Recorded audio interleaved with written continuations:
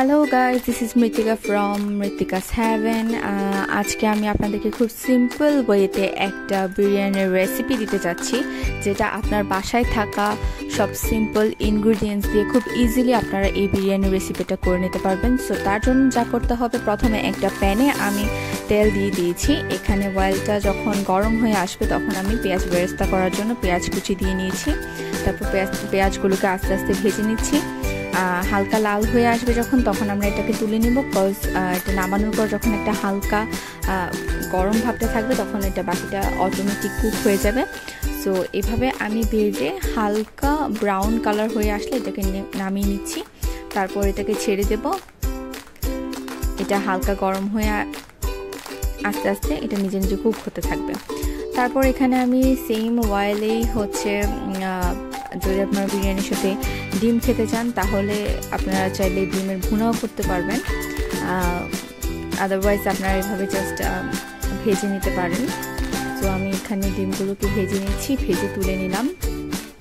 If আপনারা যদি পছন্দ করেন বিরিয়ানির সাথে আলু খেতে, তো সেক্ষেত্রে আপনারা কিছু আলু ভেজে নিতে পারেন।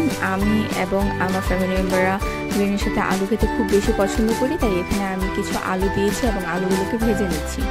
মোটামুটি ব্রাউন কালার হয়ে আসার পর তারপর আমরা আলুগুলোকে আস্তে আস্তে তুলে নেব এখান থেকে।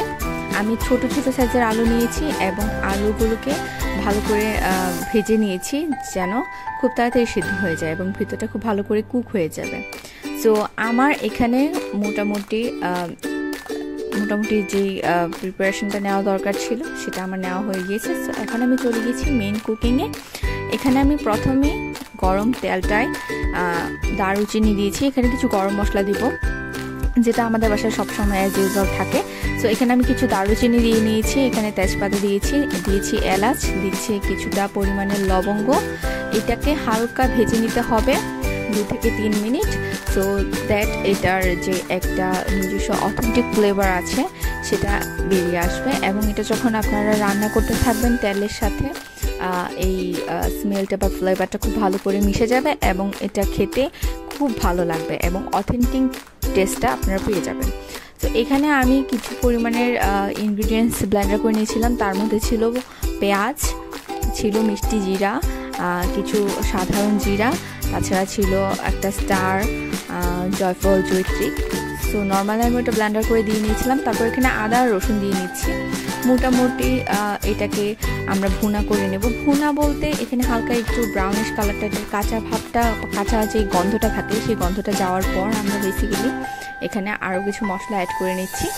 সো এখানে আমি দিচ্ছি জিরা গুঁড়া, ধনিয়া গুঁড়া, দিচ্ছি সামান্য পরিমাণের মরিচের গুঁড়া, আর খুব সামান্য পরিমাণে একটু গরম মশলা গুঁড়া দেবো, যেটা আপনারা বাজার থেকে কিনতে পান সেটা। তো এইভাবে মশলাটা দিয়েছি এবং এর মধ্যে কিছুটা লবণ দিয়ে দেবো। লবণটা দিয়ে দেওয়ার পর এটাকে ভালো করে ভুনে নেব মশলাটাকে। সো আনটিল এটা তেলটা উপরে ভেসে আসা পর্যন্ত আমি মশলাটাকে ভালো করে ভেজে নিয়েছি। এখানে সামান্য পরিমাণে চিনি দিয়ে দিয়েছি, এটা অপশনাল, আপনারা যদি চান তাহলে দিতে পারেন, নয়তো নাও দিতে পারেন। তো আমি যেমনটা প্রথমেই বলেছি যে এটা আমার অ্যাজ ইউজুয়াল যেটা আমাদের বাসার মধ্যে যে মশলাগুলো থেকে থাকে সেই মশলাগুলো দিয়ে নর্মালি যেভাবে বিরিয়ানি তৈরি করে নেওয়া যায় আমি সেটাই দেখাচ্ছি। আপনারা থেকে চাইলে সনাতন পদ্ধতিও বলতে পারেন, বা হঠাৎ করে দেখা যায় যে ইচ্ছা করলো খেতে, হঠাৎ করে তৈরি করে নিতে চান, সো এভাবে আপনারা তৈরি করে নিতে পারেন, অসাধারণ টেস্ট হয়। সো এখানে আমি চিকেনগুলো দিয়ে দিয়েছি। এখানে ব্রয়লার মুরগি ইউজ করেছি। বিরিয়ানির ক্ষেত্রে সোনালী মুরগি বা দেশি মুরগি থেকে খুব বেশি বেস্ট হয় যদি আপনারা ব্রয়লার মুরগি ইউজ করতে পারেন, এতে বিরিয়ানির টেস্টটা ভালো লাগে।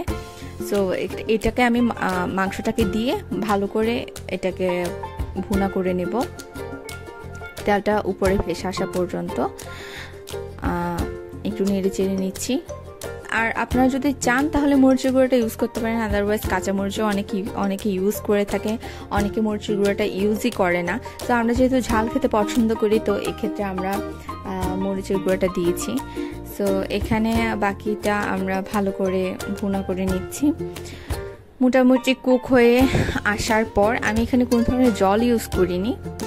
মিটটা থেকে কিছু পরিমাণ ওয়াটার এটা রিডিউস করেছে, দ্যাটস ওয়াই এখানে আমি আর কোনো ধরনের ওয়াটার ইউজ করিনি। আপনারা চাইলে ওয়াটার ইউজ করতে পারেন, বয়েল ওয়াটার ইউজ করতে পারেন। তো এভাবেই আমি এটাকে ঢাকা দিয়ে মোটামুটি সিদ্ধ করে নিয়েছি, কুক করে নিয়েছি চিকেনটাকে। তার সাথে আমি আগে থেকে ভেজে রাখা যে আলুগুলো সেটাও আমি এখানে দিয়ে দিলাম। তো আরও কিছুক্ষণ এখানে আমি কুক করে নেব এটাকে। তারপর যেটা করব, অনেকে চালটাকে আলাদা করে ভেজে নেয়, আমি মাংসগুলোকে, এখানে কিছুটা ক্লিপ আমরা মিস করে গেছি।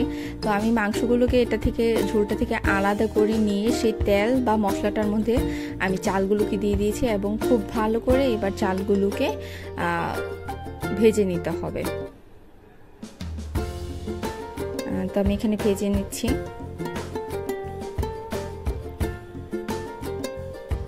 এবার আমি কিছুটা পরিমাণের গরম জল দিয়ে দিচ্ছি এখানে, যেহেতু এটা পোলাওয়ের চাল। আপনারা জানেন অবশ্যই যে পোলাওয়ের চাল যতটুকু আপনারা যে পরিমাণে চাল নেবেন তার থেকে কিছুটা বেশি পরিমাণের, মানে ডাবল পরিমাণের জল দিতে হয়। তো আমি এখানে মোটামুটি বেশি দিয়েছি, তবে ডাবল পরিমাণ দিইনি ঝরঝরে হওয়ার জন্য। তারপরে কাঁচামরিচ, কিশমিশ অ্যাজ ইউজুয়াল দিয়েছি এবং গরম জলটা দেওয়ার পর আমি এখানে 2 চামচ পাউডার দুধ ইউজ করেছি। অনেকে খেতে পছন্দ করে এভাবে, আমারও খুব ভালো লাগে। তো এভাবে দিয়ে আমি মাংসটাকেও দিয়ে মিশিয়ে নিয়েছি। তারপর এখানে উপর থেকে আমি ঘি দিয়ে দেব।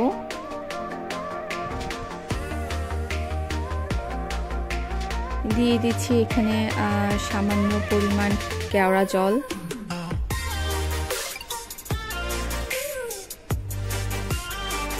তারপর আমরা এখানে বেরেস্তা ইউজ করে নিচ্ছি। তারপর এখানে আমি বেরেস্তাগুলো দিয়ে নিলাম। বেরেস্তাগুলো দিয়ে যেটা করবো, আমি ঢাকা দিয়ে দিব। এখানে মোটামুটি তখনও পর্যন্ত কিছুটা জল দেখা যাচ্ছে। তো ঢাকা দিয়ে দিলে ফ্লেভারগুলো খুব ভালো করে মিশে যাবে। তারপর আমি থেকে সার্ভ করে দিচ্ছি। অনেক ভালো প্রাণ বেরিয়েছিল। অ্যান্ড আমার বিরিয়ানিটা রেডি। আমি এখন জাস্ট নিচে থেকে উপর করবো। তো বেরেস্তাগুলো অ্যান্ড সবগুলো মিট অ্যান্ড পটেটোগুলোকে আমি মিক্সড করে দিব।